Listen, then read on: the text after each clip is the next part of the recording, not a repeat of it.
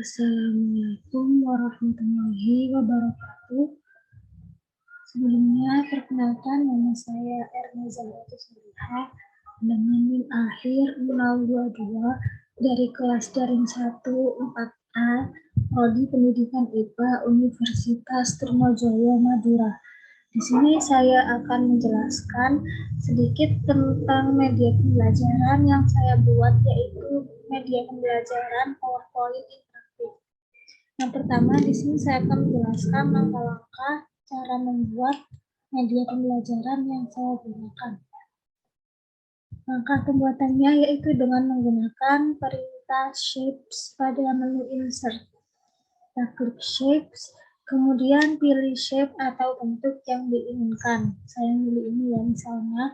Kemudian letakkan pada lembar kerja PowerPoint. Kalau sudah diletakkan, maka akan seperti ini, seperti peta konsep yang ada ini ya.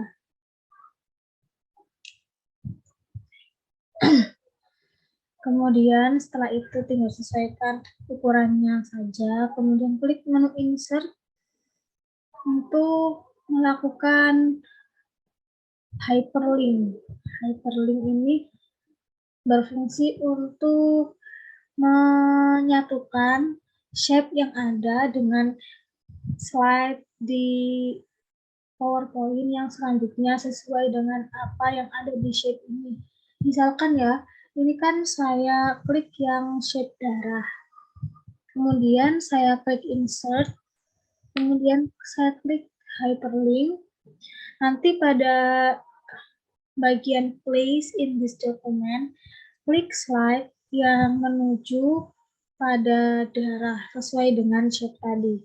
Slide ketiga ini kan slide tentang darah. Di sini ada previewnya. Kemudian jika sudah, klik OK. Sekarang kita coba apakah berhasil atau tidak. Kita klik slideshow. Kita coba ya, klik yang shape darah. Nah, nanti di sini akan langsung masuk ke lembar kerja PowerPoint yang tentang darah. Kemudian untuk kembali lagi ke menu peta konsep, maka di sini saya klik yang menu home ini. Karena di sini peta konsepnya saya jadikan sebagai home-nya. Jadi nanti peserta didik itu sudah memahami peta konsep yang ada, sehingga diharapkan peserta didik dapat membuat mind mapping sendiri dalam otaknya sesuai dengan peta konsep yang sudah dibuatkan. Saya coba kembalikan lagi ya. Terus ini untuk menghindari agar PPT-nya itu tidak diklik sembarangan seperti ini. Nah, ini kan tidak bisa diklik sembarangan kecuali pada shape-shape yang telah ditentukan. Itu caranya, yaitu dengan begini. Klik pada menu review, kemudian klik pada menu slideshow, kemudian pilih yang bagian setup slideshow, kemudian pilih yang browse at kiosk dalam kurung full screen. Kemudian slide-nya itu pakai yang all ya. Dan tinggal klik OK. Maka di sini nanti kalian bisa mengklik pada shapes-nya saja yang sudah diberikan hyperlink. Untuk yang belum diberikan hyperlink, maka tidak bisa mengklik sembarangan. Jadi ini memudahkan sekali untuk guru maupun peserta didik dalam pemakaiannya dalam pembelajaran.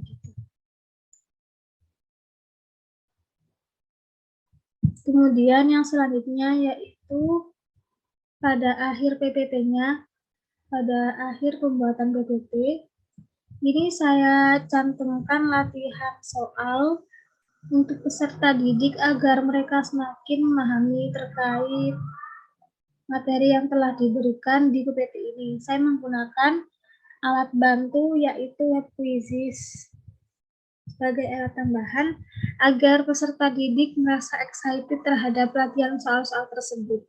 Karena web quizzes itu sebagai alat tambahan yang menyajikan latihan soal yang menyenangkan, ditambah dengan musik pengiring yang dapat membuat siswa merasa rileks dan tenang pada saat mengerjakan soal.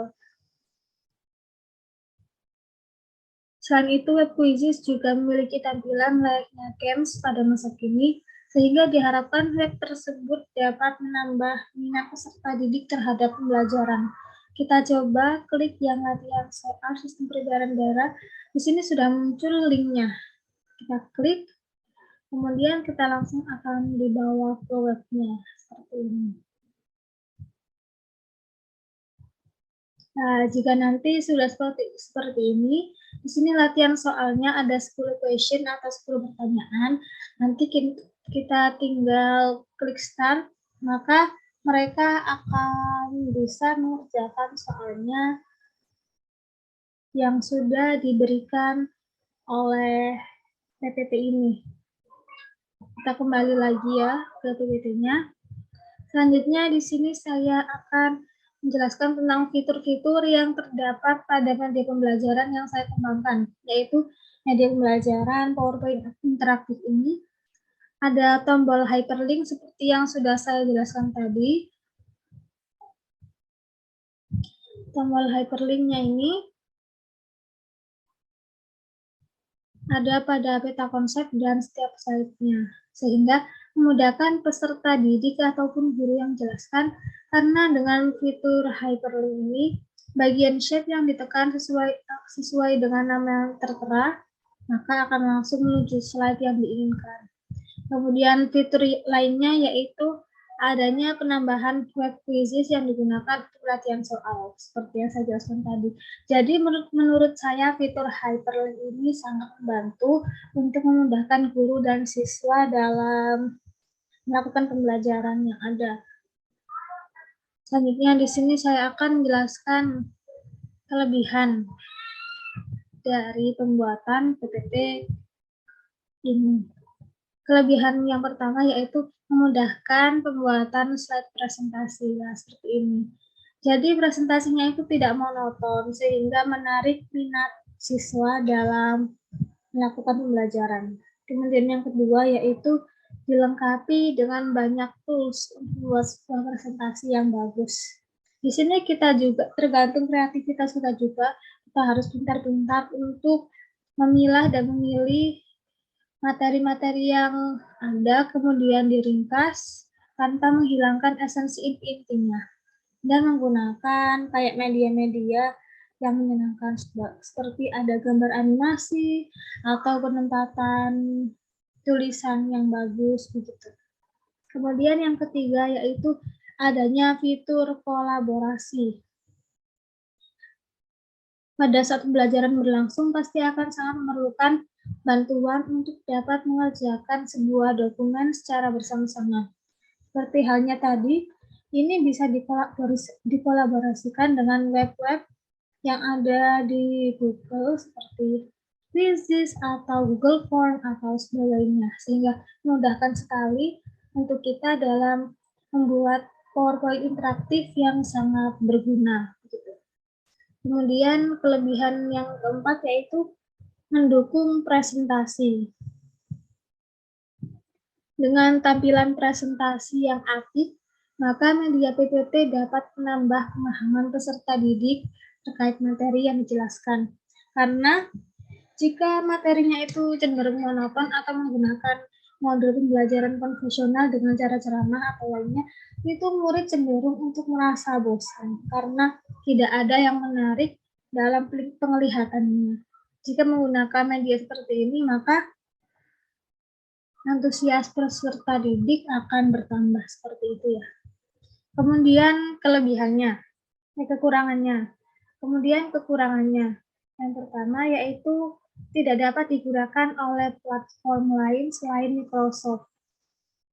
Hal ini membuat pekerjaan yang telah ada dan dibuat menggunakan software ini tidak dapat dibuka dengan maksimal dan dilanjutkan pada platform lainnya di luar Windows seperti Linux dan Mac.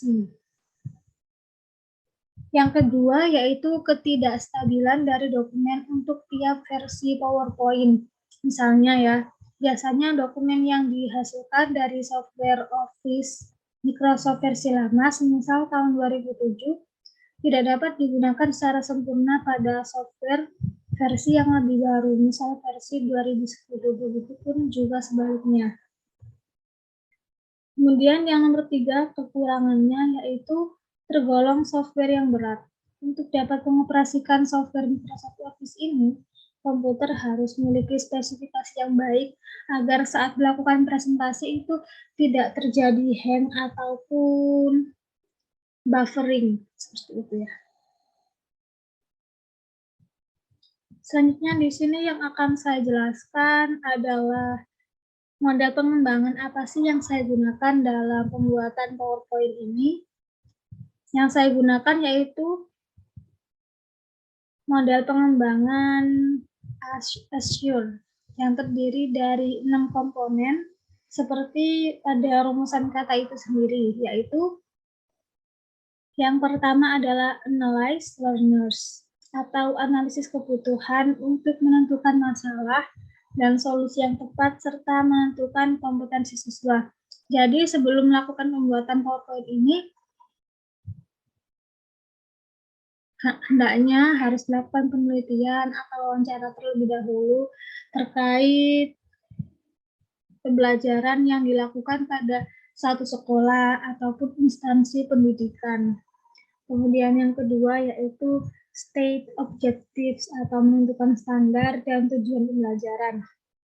Seperti menentukan tujuan pembelajaran dengan media ini, siswa dapat memahami konsep IPA dengan baik, atau dengan media ini siswa dapat melakukan praktikum dengan mandiri dan sebagainya, seperti itu.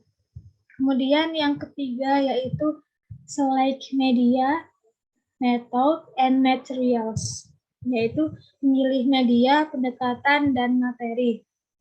Di sini jika sudah melakukan langkah-langkah sebelumnya, maka tinggal menentukan media yang mungkin dirasa paling efektif untuk dibuat, kemudian pendekatannya dan materinya. Seperti materi apa sih yang ingin dibuat di PPT yang bisa memudahkan mereka untuk memahami materi tersebut. Kiranya masih banyak miskonsepsi ataupun pemahaman yang kurang begitu. Kemudian langkah yang keempat yaitu utilities materials atau membuat media.